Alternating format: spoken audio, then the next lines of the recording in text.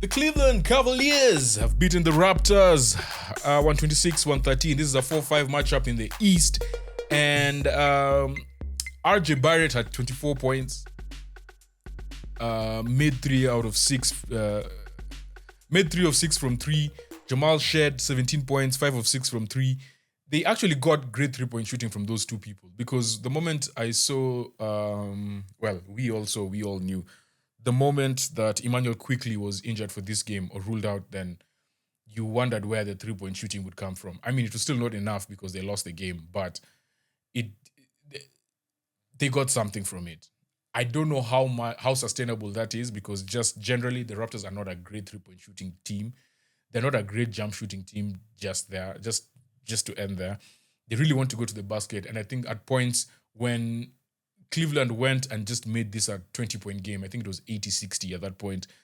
I believe it was in the third quarter. Yeah, where they went on that run. And then that's when you really saw how this offense struggles, right?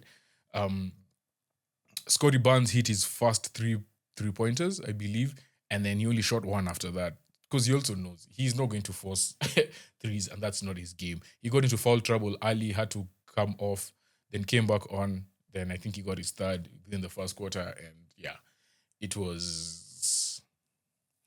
was more or less him not playing as aggressive as he should, right? Because, I mean, once you're on 3 fouls, then yeah. But Cleveland, James Harden, I mean, he had 10 assists. The one thing about Harden is whenever he plays against or plays with big men like Clint Capella, Dwight Howard, all these people, like you just know as a big man you're going to eat. And Jared Allen, I feel like he's just revitalized, just reinvigorated. Like he just sees Harden coming down and immediately that's a lob. Immediately he knows.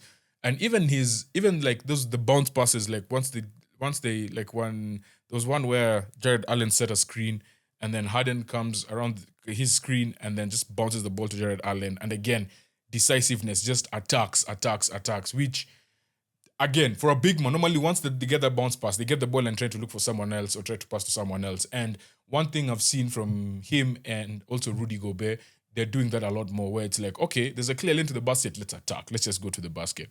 Let's figure it out once we get there.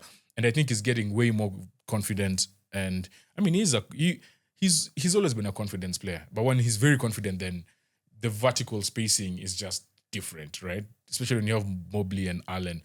The thing about this Cavs team that I feel is like their wings, I'm not really sold on their wings because you can really go after them off the dribble. Like Dean Wade and Harden, like those are guys you can really take off the dribble. But this is not the matchup for them. The Raptors just don't have those people. Like they just don't have that. So if they had like an Anthony Edwards type of person, they'd really put pressure on the Cavs. But yeah, to me, I feel like the Cavs have a very they're way more dynamic and way more potent scoring and Toronto just can't keep up. Donovan Mitchell had 32 points. He's one of those players that when he shoots a 3 and before it even goes in, sometimes you just know by how he's such a pure shooter, like the way it comes off his hand. Well, for me, like it's just he's an exciting. He's like Clay, Clay where every time Clay just went up, but by the time you see his release, you're like whether it's going in or not, or you have a good feeling whether it's going in or not. That's more or less Donovan Mitchell. And then when he does that patented Euro of his where he takes the ball all the way, then the man is playing well. Again, he broke a record, I think. He has scored 30 points in 9 consecutive game ones, which is wild. Like, I think someone else would have done it. But then Donovan Mitchell has a crazy, like, honestly, if you sat down and just put down the number of playoff games, performances that he has in terms of the playoffs, I believe he scored 60 or 70. Let me check. When he was at the Jazz, playoff record points. I believe there was a game where he went off for 57, the third most. He has the third most points in a playoff game. And I believe Jordan has that record because Was it Jordan or Jordan against the Celtics? Most points in the NBA playoffs. I believe it's Jordan against the Celtics. Well, per game. For a game. This thing is giving me totals. Let me see. Per game. Donovan Mitchell has actually scoring averages points per game. Jordan has 33.45. Wait, is this for the playoffs? No, he has 63. Yes, he scored 63 against the Celtics. April 20th, 1986. So almost exactly how many years ago? 30 years, 40 years ago. Almost exactly 40 years ago, he scored 63. Crazy. I don't know why I thought about that stat today of all days. But yeah, Donovan Mitchell sneakily has an impressive array of, like, if you look at his points per game in the playoffs, like he is up there. In fact, let's just check as we talk about it.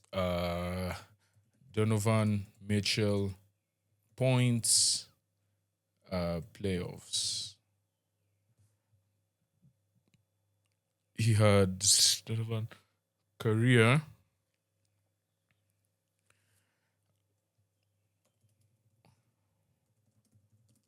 This has become a research session, and I was doing a recap. He averages 27.9 points per game, or this is during the 25. This is the regular season. So, dude, I just want playoffs. Just give it to me. Playoff starts. A career average of 28.3, 28.4, which is crazy, across 63, 64 postseason appearances. He has averaged over 30 points in recent postseason runs and has a record-setting streak of 30-plus points in series openers. Yeah, he is actually up there, man. Like, it's actually crazy. It's crazy how many points this guy scores.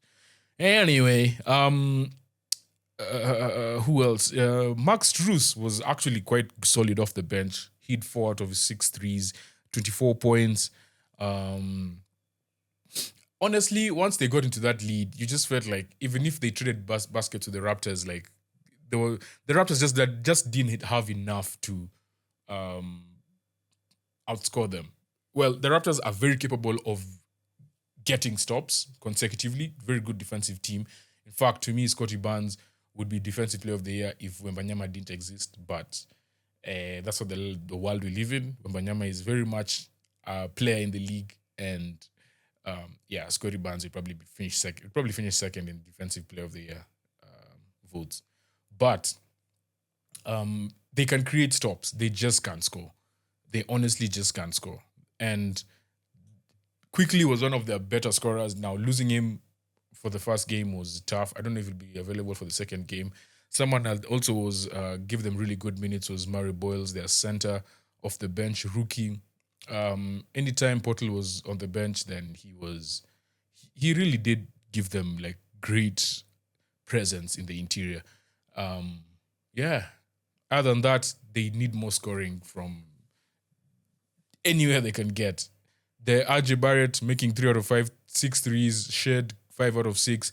I don't know how sustainable that is, but yeah, they need to do something. Obviously, they gave minutes to the Jackson Davises of the world and Grady Dix. But if you take out all those guys, they basically went 9 deep. And as I said, normally in the playoffs, teams tend to go 7, 8 deep, right? Where it's like your 5 starters and only like 3 other bench players who get to play. So you felt like your starters are playing very heavy minutes. But even with that being said, the Cavs, I think, had gone 10 deep by the end of the first quarter. Again, they have great depth. People are fit and they're just balling. They're just playing well. So, yeah, let's see how far they can go. Again, I don't believe this series I don't think the Cavs can sweep the Raptors, but because the Raptors, defensively, they're going to get a game just from their defense. And possibly they're going to get a game just from their home support. So this has a feel of like a 4-1, 4-2 to it to Cleveland. But yeah, game 1 goes to Cleveland. Let's see how they rock up for game 2.